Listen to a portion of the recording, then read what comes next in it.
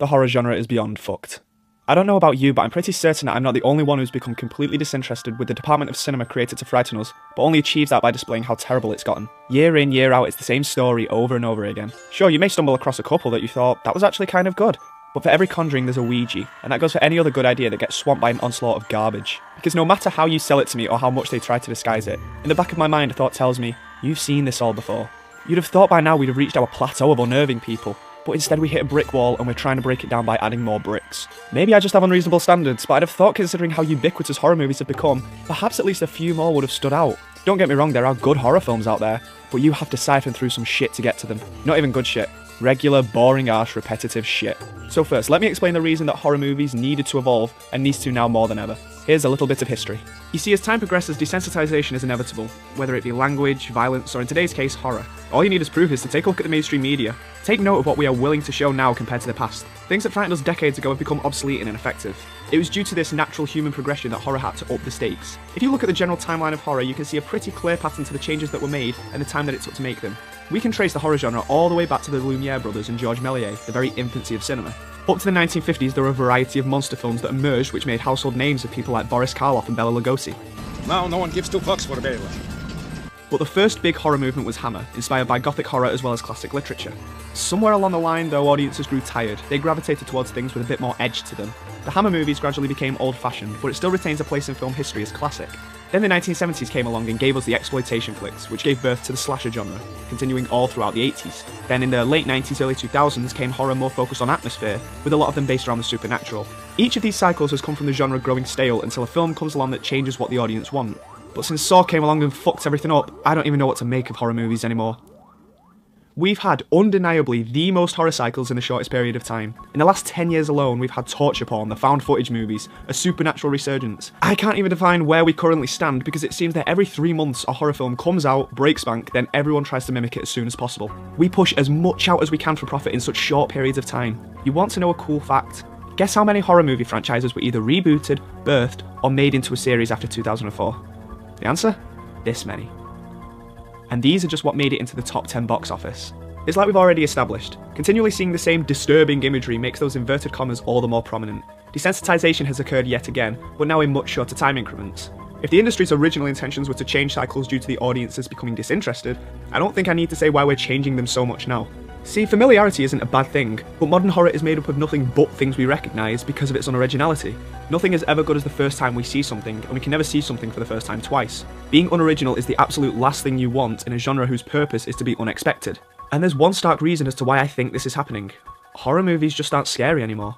The major crime for any horror film is to not be scary, and sadly many horror filmmakers either aren't good at scaring people, or have a very confused idea of what being scary constitutes. Let's get some context to this, shall we? Take a look at the top 250 films on IMDb. This should give us a relatively good idea of the average moviegoer's opinion. Out of that list, only 4 films are under the category of horror. The most recent one? Made in 1982. So according to this, it's been 30 years since the last greatly acclaimed horror movie. The same goes with Rotten Tomatoes. Look at how few horror films have been released past the year 2000 with an 80% or above. Sure, there's more, but that's being very generous with what constitutes as horror. You might be able to see where I'm going with this. I'd say it's pretty clear that the lack of critical acclaim for horror films can be easily correlated to the lacking fear factor. It's time for a change, and that's what I'm here for. Now for the record, I'm not one of those people who believes that there is such a thing as true horror. I never understood why people claim that there was such a thing. Every emotional response is subjective, and in the same way that there is no such thing as true comedy, I think the same can and should be said for horror. There are a multitude of things that cause audiences to see horror films, and I'm not a psychologist, so I highly doubt that I'll be the one to figure out the defining reason, if there even is one. So that's not going to be my focus. However, I think one thing should be addressed in order to understand the effect horror has on us. Let me take a quick peek inside your brain box. Oh my. There hasn't been as much research as you'd think when it comes to finding out what frightens us. However, an important piece was examined by Dr. Thomas Straub, who discovered that our brains do not react the same way as it would when confronted with real danger. No matter how successful a horror movie may be, the audience always has the safety net of, it's only a movie. With that in mind, movies need to try a lot harder in order to actually be scary. There are many elements I'll go over, but when making this video, I realised that no matter how much you stick to good design, all of that fails if you don't abide by one important rule. It can be summed up in one word: introspection. Think about it. If I show you a movie with a cannibalistic scene, it's going to be less scary than a documentary showing a cannibal scene. And if you want to go even further, that will be less frightening than being trapped with a cannibal. Fear becomes very diluted as it passes into a fictional and visual medium. So you need to convince us that the fear you're creating is real. Make us empathise with your main characters and understand their torment. It's good to make your characters show fear, but you should always think of us first. Make the audience the subject of your film. Treat us as you would your characters. It's all about relatability. If an audience connects with your characters and plot, the rest is just a case of filling in the gaps. You've done all the hard work. All this in mind, with the sheer state of the genre and just how difficult it can be to actually scare someone, what the fuck am I going to do about it? Well, I can make some suggestions. Let's point out where the genre is going wrong and ways that they could do it instead. I think the biggest flaw that stops horror movies from being scary is its predictability. So how about we go through the different major elements of horror movies and deconstruct them? Sound good? Good. But before we begin, I think we need to set some guidelines. The thing is, what makes a horror movie? I mean, take a look at the definition of horror. A painful and intense fear, dread, or dismay. If we can agree with that statement, then this would imply that a horror film is simply that, a film that evokes said emotions. However, I think we need to be a bit more specific to define what defines a piece of art to fit into the genre of horror. I'm sure that many horror films fit comfortably into this definition, but so would many other things outside of the genre. I suppose dismay could come from seeing anguish come to characters that we care about. And as for dread, we've all watched something where we have great apprehension for something that's about to happen. I mean, the definition is fine to describe horror, I just think it needs a bit of tweaking to define a horror movie. How about this? Horror movie. A motion picture whose primary focus is to instill negative emotions in the audience at a more intense level than other genres. These emotions will mainly be fear, dread, anxiety, and terror.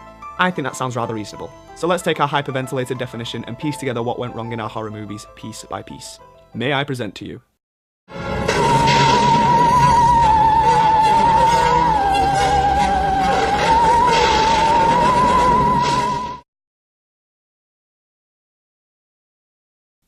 Who doesn't like a good bit of ultra-violence in their movies? Human beings are morbid creatures, and we've had an obsession with death going back as far as we can go. We all have some strange attraction to the ghastly, just because of how alien it is to us. Horror has been using blood since the early days of cinema. It's so entwined within the genre that it's basically a piece of iconography associated with it. And is it really a surprise? It's a notion that we all understand. Allow me to elaborate. You see, there are cultural horrors which translate better in other parts of the world.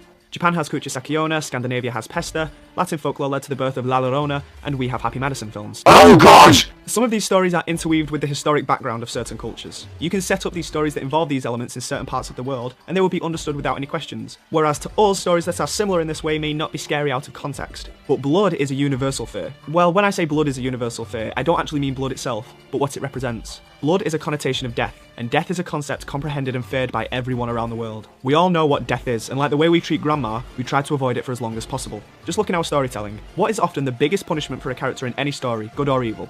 Death. And typically, when you think of someone emotionally affected by a piece of storytelling, whether they were watching a movie, reading a book, it's typically due to a character death. So along comes horror, a genre all about creating anguish, so let's abuse the shit out of it. And when it's done right, it works perfectly. But the best horror films understand that just because death is a universal fear, it doesn't mean you can just talk about death and your audience will start sweating. No. Look at some of the biggest fears we have as humans. Social anxiety, failure, rejection. Not exactly pants-shitting material for a horror flick. But the reason I'm bringing this up is to contextualize death in film. It's our own death that we fear, and so like I said earlier, when we get most affected by a character death, it's because of that word, introspection. It's because we care about them. Credit where credit is due. A lot of good horrors do understand this, but somewhere along the line, a suggestion was made. The more blood there is, the scarier something is, right? Ladies and gentlemen, may I present to you the birth of torture porn. If you are unfamiliar with this term, torture porn was the phrase adopted by many people after the abundance of gore fests that were released in the mid to late 2000s. A lot of people point to Saw for this trend, but it's more of what Saw became. Now great horror films have shocked us with explicit content, but I wouldn't regard shock as a necessity to horror films, although it can certainly enhance the horror if done correctly. After all, we regarded two intense negative emotions in our definition, and although shock wasn't what we included, you can still deliver shock in a horrific manner. But nowadays there is an abundance of shock films, and unfortunately its content just feels contrived. Good horror films that had parts to shock never solely focused on that single aspect. There were other elements that took precedence over that, but now we have an entire subgenre of films whose sole selling point is, I bet you ain't seen this shit before. Well, yeah, we have. But it's not only that they are focusing exclusively on attempted controversy, it's that they're not even doing it well. Let's look at The Human Centipede 2. Here is a film that was so shocking it could only be released after extensive cuts, and some countries just outright refused to release it. This must be some horrifying stuff. So I went and watched it. And one scene that garnered a lot of attention from the censors was the masturbation scene. This scene entails the monster of the movie takes, are you ready for this? A piece of sandpaper and masturbates with it. Wait, that's it? What does that add? Is it shocking? Well, kind of, I suppose. But this shit is stuff that we'd come up with as kids just to be edgy. So you can come up with the most outrageous thing just by making the most grisly combination you can imagine. It doesn't take a lot of thought to come up with stuff like this. This scene admittedly evokes disgust, but that's not the same as horror. Sure, it gives the audience something that they don't want to look at, but not through any means of horrifying them. I suppose you could say that this scene is character development, fucking whatever. But we know the reason this scene is in the movie, along with a plethora of others, is just to shock us. That's it. Shocking an audience is a fine feat to include in a film, it's a very visceral reaction. But if you want to shock an audience using the elements of horror, you should think not about what to show, but more importantly why you're showing it. This is going to take a bit of explaining. See, The Human Centipede 2 tries to shock us and it fails. But let's see what happens when a good horror film like The Exorcist tries its hand at it. In this scene we see the mother running to her daughter's room after hearing screams and Jesus!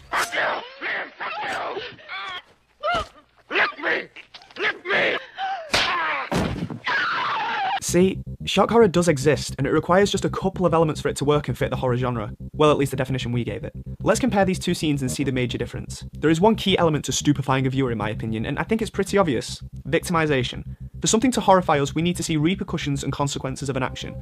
Without these, it can still be shocking, but not terrifying. It's not going to be something that sticks with you after you've watched it. You might bring it up with your friends, but then be like, what the fuck was that shit? But do it right, and you can captivate and terrify your audience. The Exorcist has multiple shocks, but it has varying levels of victims. First, you have Regan, a young girl. Already, destroying the innocence of a child is going to be grasped by anyone. Paternal and maternal instincts go into full effect whenever a child is in peril. It's someone who can't defend themselves, and we can all relate to that idea. The other aspect is that she is being forced to commit these acts on herself by a demon. Then there is her mother, who too not only has to commit unthinkable acts, but has to witness her daughter going through all this. The helplessness is exemplified as Regan has no control over what she's afflicting, and her mother being unable to do anything, not even leave. Anytime you show someone that is utterly helpless in a terrifying ordeal, odds are that's going to stick with you.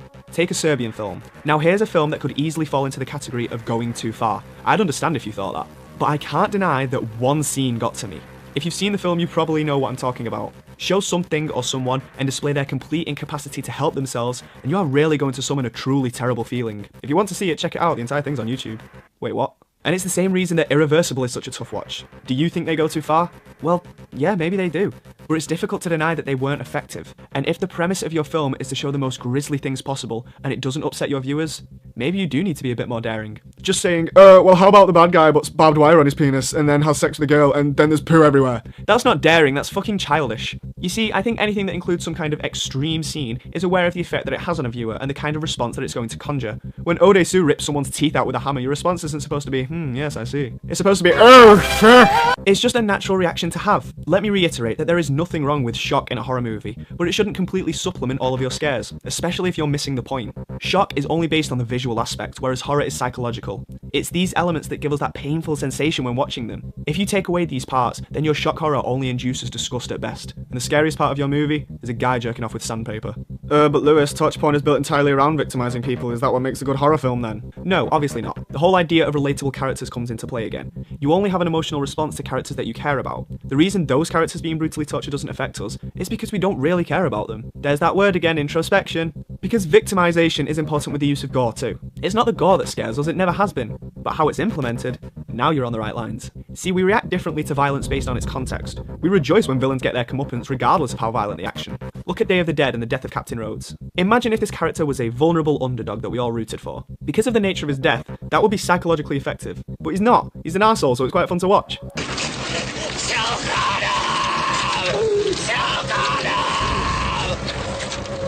If this was the guy from Ikiru, it might be a bit scarier.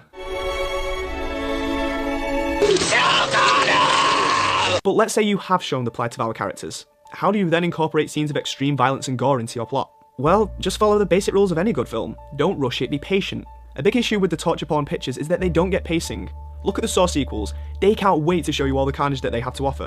The first scene every time is a trap. Don't reveal to the audience how far you are willing to go too soon. If you reveal that your film has no limits with what it's willing to show, once your audience grasps this information, they watch things differently. We become aware that the punishment for a character making a mistake or being caught or some variation of trouble isn't that they are going to suffer in some way, but that we are. Once again, we're about to be subjected into watching something rank. Another good tip is maybe don't use so much gore. I probably sound like an old fart, so I'll say that there is nothing wrong with using extreme imagery, and there are fantastic films that use it in abundance. But we're talking about horror here. Think of it comparatively with a blockbuster movie. Now, one of the main draws of seeing a blockbuster is its spectacle, and typically those are scenes of mass destruction. But when a film goes overboard and devotes so much of its time to its most exhilarating component, it loses its punch. There is no excuse that horror should get away with that.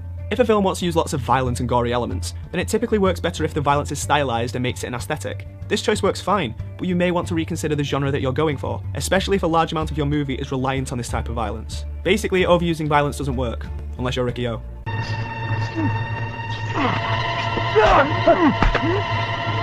Alright, you got a lot of guts, Oscar! But ultimately, what you need to do is not be so passive on the delivery of your violence. Give some importance to it when you want it to matter. In Hostel, it's difficult to tell which scenes carry value because all of them try to outdo themselves in sheer sadism. You know a good film that made its violent scenes effective? Django Unchained. I know it's not a horror film and the savagery throughout it was actually quite comedic, but the one scene that many people found tough to watch was the Mandingo fight. It differentiated itself by being far grislier than any other scenes, and it forced us to watch it in extreme uncomfortable close-ups. The delivery of this is what elevates it to a plane that Hostel doesn't reach, because if scenes were delivered like this in the horror genre, we may be more inclined to get scared. But if gore isn't your thing, odds are the next topic may pique your interest.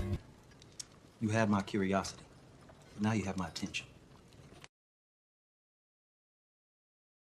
I had to include a section on this. This is probably the biggest criticism you hear of horror films today, and it's what you hear most people complain about when they talk about horror. Yeah, I think this is blown a tiny bit out of proportion. People act like if something includes a jump scare, it automatically decreases its integrity, and I just don't think that's the case. Jump scares are not bad by their nature. Let's face it, being jolted in any way is an unpleasant and I suppose scary experience, which is the purpose of horror. And I'm fine with things that make us suddenly jolt be included in the world of cinema. My issue is that I'd like to see them be done correctly. But Lewis, if they made you jump, then how could they be done any better? Well, sit down and allow me to explain. The best way to accomplish a jump scare with the best result is to have the audience not expect it. Well, yeah, that's obvious. I know, but apparently the film industry doesn't seem to think so. In order to make someone jump, you have to catch them off guard. If you tell someone that you're about to scream in their face, odds are they're probably not going to be affected by it. But biding your time and doing it when they least expect it is the way it should be done. Yet, jump scares have become so formulaic, it's tantamount to holding up a get ready sign for the audience. We see the same iconography and our brain says, okay, this is the part where we're about to be spooked. You all know how these scenes play out. More often than not, you see a long, quiet approach to something. Typically, the character is in a hallway, but that can change. Every now and again, they may be lulled into a false sense of security. Once they think all danger has been alleviated, then boom, there it is. That's definitely something that will always scare you. Even jump scares that I think are effective adhere to some of these elements, but I'll explain why I think that soon. The thing is, it's not the actual situation that scared us, it's a sudden deafening noise that made us jump. And yes, that is the key argument when people take grievance with jump scares. They will often say, oh, all it is a loud sound that scares us, anybody can do it. I completely get that. I hate films like the Paranormal Activity series because it's based around jump scares and it gets tiresome after a while. I agree that literally anyone could do that. Though that may be the case for a lot of horrors, I'm actually going to go out of my way to defend the way in which some of them play out. Kind of. First of all though, let me explain why the infamous musical cue is cheap. A lot of the times, yes, this musical cue is in fact what makes us jump. Loud noises after a period of silence is startling, but it's not scary. If you were asleep next to someone and you were to scream in their face, prior to beating the shit out of you, I'm sure they would jump. The same goes for movies. The imagery should take priority, and it should be that which is our main source of horror. Draining the sound from a movie, then using extreme cases of dynamic range isn't horrifying. But now let me protect the humble little because it actually is kind of necessary. And when I say I actually mean a musical cue or sound effect in general. Because here's the thing. Look at these jump scares without their sound cues. Nowhere near as effective. In fact, I can only think off the top of my head one jump scare that didn't use a musical cue for the initial scare, and that was Shutter Island. That in mind, we then know that it is possible to create a jump scare without using the ever-present but the way I perceive it is that a jump scare is a moment of high tension, drama, whatever you'd like to call it. Basically, it's a small point of high-level response from the audience, right? Knowing that information, how often do you see in any other genre a high-octane action scene, or an important time-oriented race to a location, or a scene in which all hope appears to be lost for our protagonist? These two will instigate high-level emotional responses from the viewer, and more often than not, they will feature some sort of soundtrack. Basically what I'm trying to say is that by mitigating all sound from jump scares, they just won't be as effective. But now let me explain why the musical cue that is used is shit. The biggest enemy of jump scares is that defining musical cue, because once it's over, we know that we have nothing left to fear. All the tension is finally released, the scare is over, it's done, and now we can all relax. So what I would like to see is not the complete exclusion of jump scares from horror, just a slight alteration to the build-up and sound used. You know what I thought was the best jump scare? Mulholland Drive. It probably has the most unique build-up to any jump scare ever, because it tells you everything that's about to happen. Two men are sat in a diner as one tells a story about his nightmares. Then that exact scene plays out. This is different to any other typical jump scare because it's not trying to fool us that something may happen, it flat out tells us. We think to ourselves, wait, is it really going to happen? Why would the movie tell us? It builds up a level of anxiety because unlike your traditional jump scare, we really don't know what's about to occur. As for the musical cue, just listen.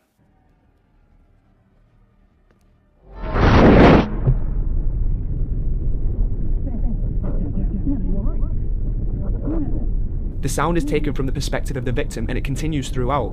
This leaves us with the impression that the danger has not left the scene. Imagine if the sound was just the initial music cue. We would unconsciously make the connection that there is nothing left to be feared because the movie just utilised all of its sound capacity. And let's get onto faux scares because they just come across as daft. The faux scare is that one where the movie pretends as though a scare is about to come, but then it's like, nah, just joking. The problem with the way that these are executed is that they aren't able to see that the audience is aware of how these play out too. Jump scares work with anticipation, but mainly the element of surprise, and filmmakers do understand this to a very small extent. But when they are really overt with their setup, everyone watching knows this isn't going to be a scare. It's going to be someone putting their hand on someone's shoulder, or more than likely a cat. You know what I mean? When it's so obvious that the scene is a red herring, you have no anticipation whatsoever. But again, there's nothing wrong with including these, just do them right. Faux scares should be there to build that suspense for the audience. It's almost like an omen that something will happen to these characters. It's inevitable. Treat them as you would an actual jump scare. Make them completely unexpected. But allow me to make one key point, my lovelies. Gather round if you may. Your film should not focus around jump scares. It just shouldn't. Remember how I said that knowing when a jump scare is coming, it's not effective anymore? Well, if your film bargains on jump scares alone, repeat viewings of your movie may be a tad underwhelming. Once we know when and where a jump scare takes place, it doesn't work anymore. And sure, at first glance, these scenes may cause you to spasm in your seat, but eventually those boo moments will deteriorate and fade from memory. We've seen so many times on how these scenes play out that we can recite them like clockwork. But let's say, for example, these movies were screened in front of someone completely unfamiliar with the horror genre. I still don't think that this method that the industry has gotten so used to is the most effective way to instigate a scare from someone. And when I say scare, I mean in the sense of an actual jolt in their seat. The reason for this, I think, is very simple. It's the fact that the audience obtains one vital piece of information that the characters do not possess. We are aware that we're watching a horror film. Simply by knowing this, we know that the film is going to make a point to try and scare us. Finding an unsuspecting audience nowadays is about as easy as finding comedy in a student bar. And now I have to move all of my shoes out of his flat. And that is mostly why I chose shoes! Why do I have so many shoes? Oh god. Ah! So when you're building the suspense, don't assume that there is tension just because you're a horror film. You have to make it yourself, which brings us nicely to our next section. 4 people are sitting around a table, 5 minutes of it, very dull. Suddenly, a bomb goes off, blows the people to smithereens. What do the audience have? 10 seconds of shock. Now take the same scene and tell the audience there is a bomb under that table and will go off in 5 minutes. Well, the whole emotion of the audience is totally different because you've given them that information. The reason I played that clip is because that is the key difference between building tension and shocking an audience. In horror, you should decide the tone of what it is that you're going for. Are you going for that huge surprise, or are you going for creating nervousness in your viewers? This is the main difference between jump scares and atmosphere, and it can be summarised in 2 branching paths that a movie or scene can take. What you show, and what you don't show. They often say that the scariest things aren't what you see, but what you don't see. And when it comes to creating suspense, I'd have to agree. Our imagination is our biggest enemy when it comes to being scared. We fill in the gaps, and if the circumstances suggest danger, we instinctively envision the worst. Everyone knows the famous fact about the shower scene in Psycho. We never see a stabbing, but we think there is. In Funny Games, every scene of violence except for one is out of direct view of the camera. Rosemary's Baby had the ingenious decision of not showing the child, yet having the mother describe what she's seeing. What I'm trying to say is that sometimes not showing something can be the most effective, because an audience can conjure up images within our minds that can be much more frightening than if they were materialised, and our thoughts are something that we can't run from. This is why written mediums can produce fear in a reader, and even not describing the monster in novels is a literary technique used as far back as H.P. Lovecraft. Even further, maybe, but I can't be asked researching that far. If you withhold the most frightening element of a scene or story, the audience remains apprehensive because they're still waiting for the big reveal. I'd say that an audience in this state is more susceptible to being scared. They're already halfway there. Anxiety is kicked in, so try and have it stick with them. Suspense is based on timing, but also situational circumstances, and a lot of filmmakers just can't quite seem to hit the nail on the head while making horror films. Rec was good at building suspense in scenes because it established to us the threat that the characters were in well. They're in an apartment complex, it's completely unfamiliar to them, there's no escape, and their chances of making it out alive have dropped significantly. Fucking Untraceable doesn't do that. There's a guy murdering people. Maybe he'll get you. A good thing to note is that murder doesn't make tension, but a situation in which murder is a threat, a possibility, that's more like it. For the horror that we want to achieve, you should aim to include as much dread in the viewer as possible. That means that they should have a fearful apprehension of what is to come. You know a good way to do that? Stop showing as much. And I just mean in general. But let's think about it in terms of violence first. Guess what word I'm about to use? I'll give you a clue, it rhymes with glintrospection. You need to put value in your character's life, right? That way, the audience will be fearing of a possible gruesome end to that character. If you keep showing death after murder and so on, the characters come across as disposable, and your investment in the protagonist decreases. This is why I think that such a heavy reliance on ensemble casts in horror is overrated. You can't focus on that many differing personalities, so we know that because of the conditions, some of them aren't going to make it. Once a couple of them kick the bucket, out goes any tension that we had. But as for individual scenes, how do we make it suspenseful? Well, like any piece of art, you need to amp up what's at stake. We've already established that death is a universal horror, so that typically can be a good prospect to go with. But it doesn't always have to be that. Horror's had a very successful psychological subgenre, so maybe your protagonist's mind or emotions can be at stake instead. There are a lot of methods for how to attain tension, isolating your main character, escalating towards a climax, a ticking clock, yada yada yada. But for now, let's just deal with concealing information from the character. Let's say you want to show as little as possible. Okay, then hint towards the audience that there is some sort of a threat. And as a horror, I think it would work better if you give the audience information that the character doesn't know. Possibly the most famous example is in Halloween. Just when our main character thinks that they are safe, in the background out of focus, we see Mike Myers slowly rise and walk towards our character. The audience knows something that the character doesn't, and therefore it gives the character, let's say, an excuse to make a mistake. In this case, it's not getting out of the fucking house. And that reaction when you see people yelling at the screen, that emotion that you want to create is suspense, not anger. You see so many times characters going through an action that no normal person would. When I see a character finding a mutilated corpse and their reaction is, maybe I should investigate this further, I find it difficult to suspend my disbelief that much. Having a character going to explore in a dangerous area is acceptable if we know that they don't know what's going on. But if they have seen something monstrous or terrifying, then don't have them go up to the attic where the danger is. This is what I mean by concealing facts from characters. We can pardon them for doing things that they may not after knowing all the facts. This is an element of what Hitchcock was saying. But it can also work if the audience doesn't know the looming threat too. However, this will only work if the film has set a good foundation. Take The Shining. In the Overlook Hotel, Danny is riding around on his bike for a very long time, and he stumbles upon room 237. He approaches the door about to open it, but just as he's about to, he changes his mind and leaves. Now, without any context, you'd think, well, what's so special about that scene? Well, it's because prior to this, room 237 is vaguely referred to as some sort of danger to Danny earlier in the movie. It's very important that if you want an audience to feel tense about a situation, a place, or a character, you should have the implication of risk, but not completely spell it out for the viewer. Like The Shining has the warning from Scatman Crothers, but the Texas Chainsaw Massacre has the creepy findings by all the characters, and The Thing has the foreign man yelling at the crew. All of these hint towards possible hazard, but they never give the characters good enough reason to flee. Instances like this put the character and the viewer in the same boat, because your curiosity has been piqued, yet you haven't gained any information. But if something like this happens... Pancakes! Pancakes! No pancakes. Pancakes! No pancakes!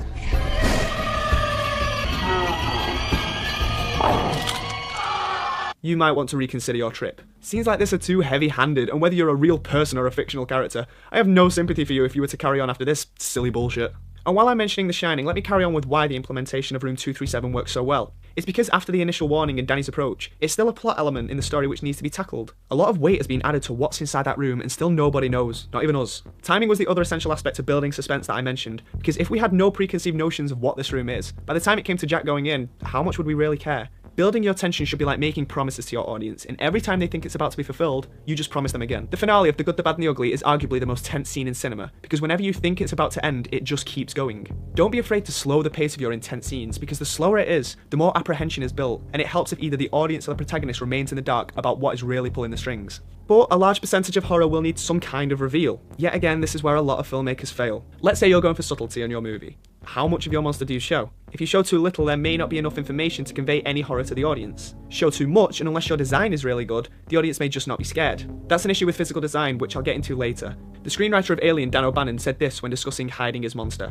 Make the audience squint, stare, and try to catch glimpses of the thing in the shadows. Underexposure is always more effective than overexposure when you're trying to scare people. Building that tension should be the teasing of your audience. Treat it like film foreplay, all building up to the climax of finally showing your antagonist. Now, in my opinion, a reveal should act as some sort of catalyst for your story. What I mean by this is if you are putting a large emphasis on your reveal scene, then have it give the audience the same feelings that it gives your character. The reveal needs to be unexpected by the audience because we are overwhelmed with terror. We've been caught with our pants down. However, many horror films don't utilize their reveal to be as impactful as it can be. The audience may see the threat, but then the character escapes it and it gives the viewer opportunity to rationalize what they're seeing. But the audience should have no time to comprehend what's going on. Let's take a look at some good examples so I can explain what I mean.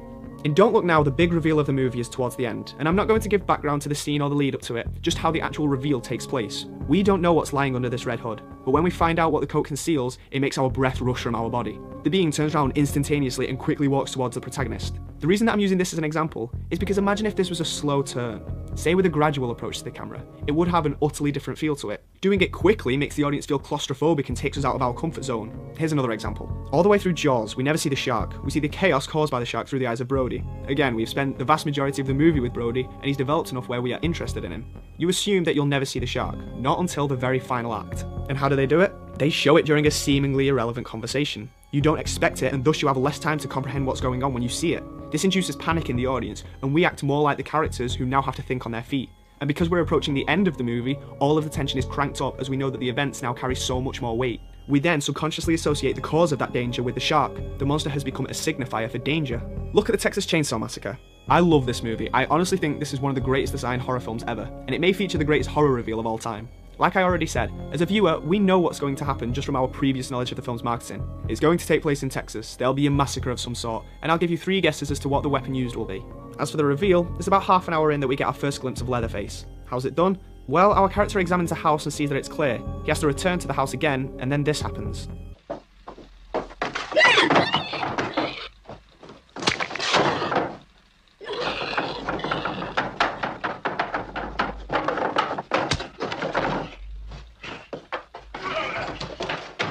Damn. With all of these, imagine if they didn't happen as quick and as unexpectedly as they do. The unexpected nature of it means that you don't know what to think or how you'd react, much like the character. You see, marketing can ruin a movie, and with horror we just have to accept that the audience knows what they're seeing. So you should try your hardest when finally getting to the good stuff, that it fills the audience with terror because of how unexpected it was. If you watch Audition and don't know anything about it, you've got one scared viewer.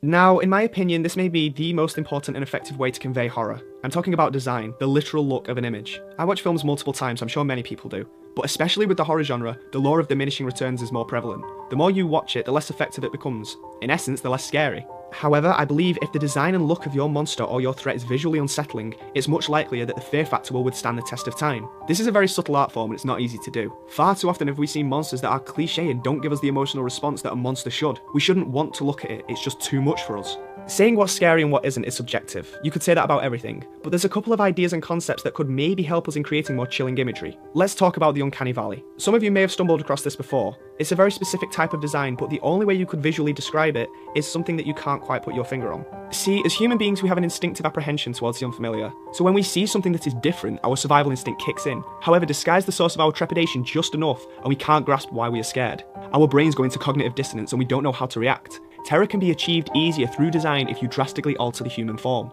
You can keep it subtle by using design elements that aren't threatening, but that we still deem disturbing or creepy. Case in point, this image. It's from a video titled Fantastic Hey Hey Hey. Analyse the various elements that make this unsettling. The ceiling is too low or the mannequin is too high. The windows are blacked out, the flat colour depth and poor quality of the camera. Many other things, but none of these are threatening to us as human beings. Yet these design elements have been used throughout cinema before, and this is the core of the Uncanny Valley. David Lynch experiments with design choices similar to this. Look at Mulholland Drive. The character of Cowboy had his eyebrows shaved off so that his character would be more destabilising. Maybe more films should experiment with this type of design because not enough do. I think that the best type of fear comes from a level of ambiguity. When it comes to the literal look of something, it's best to make the intentions of that being unknown. You can do this cheaply by having the character's face hidden by, say, a mask or something, but I don't think this is enough to instill uneasiness in the viewer, because odds are, if a character is wearing a mask in a horror movie, they're probably a baddie. I'll let you get away with it if you're making a shitty student film. To be honest, if you're going to use a human villain, you're just going to have to accept the fact that you can't make them look scary. Look at some of these antagonists. Sure, they can be pathologically creepy and they feature in great horrors, but they themselves are not scary to look at. That's just one of the downsides of utilising a human monster. The way that we eschew any fears is when we can humanise a threat. What better way to humanise a threat than if it's a human? The Blair Witch has ambiguity. I imagine that the tension would be shattered if we saw that it was just an old woman in the woods. This is why I think if you have a large focus of your movie on the antagonist, if it's a person, your horror is derived from other details of your film. If not, you should avoid as much human anatomy as possible when designing your boogeyman. Sometimes the best option is to go all out. Get to the point where we as an audience can't describe what's going on. It's just so strange and so unsettling that we have to look at it and say, what the fuck is that thing? Thing, yeah, the thing. There's one that did not care to tone things down. Sure, it's a gore fest, but its design is so unique and distinguishable that it works, and it works really well. As I've already said, there's nothing wrong with violence or gore, and when your monster is something that does this to its victims, then go for it.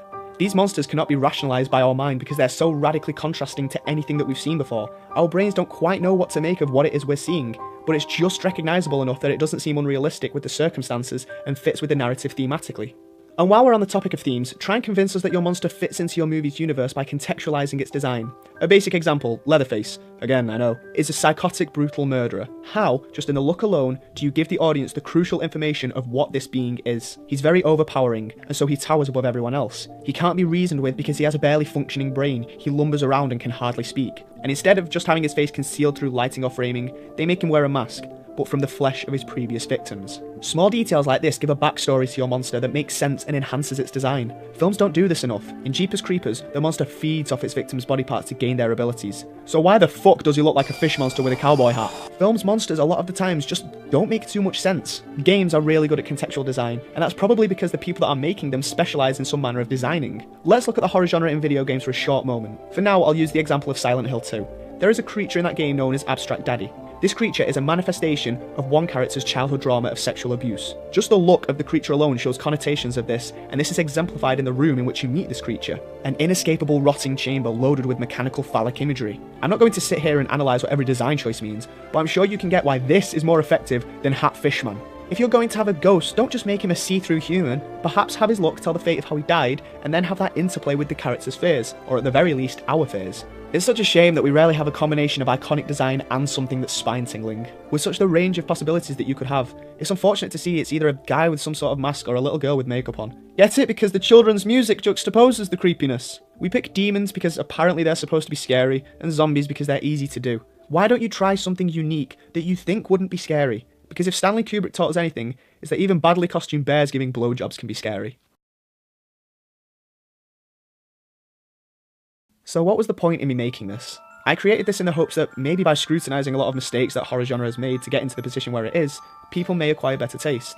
But then you realise, everyone is saying the same thing. Everyone already agrees that modern horror films are awful, whether it's content creators, the critics, or people discussing on forums. No one wants to see shit, and yet we keep going. It seems like an endless cycle. Making movies cheap means we can make more. There are more shitty films out, so that is some cinema goer's only choice. But we can't brush off every horror film that's released just because of the reputation that it's gained. You may miss out on a real gem. So what's the solution? Well, the more I think about it, I think part of the blame is with audiences' acceptance of mediocrity. But most of it is with the filmmakers, the studios, the guys at the top. If by some twist of fate, someone with some voice in the industry manages to see this, just think for 1 second. You're ruining art. All jokes aside, the general public has reached a point where an entire genre is now a laughingstock, devoid of any intellectual discussion, because of years upon years of homogenizing pieces of creativity until they are nothing but a commercial enterprise. We don't get scared anymore. I knew I was a hard scare to begin with, but now, I can't even remember the last time a movie scared me. But maybe there are others out there that feel the same way as I do. A filmmaker that wants to revolutionise the genre might be listening, and maybe they will use my advice. They'll think with their mind, not with their pockets, and perhaps they'll be creative in their artistic choices instead of reciting the same tired formulas over and over again. And who knows, if all goes well, maybe we might just get our scary back. And if we do, I do accept checks. Peace!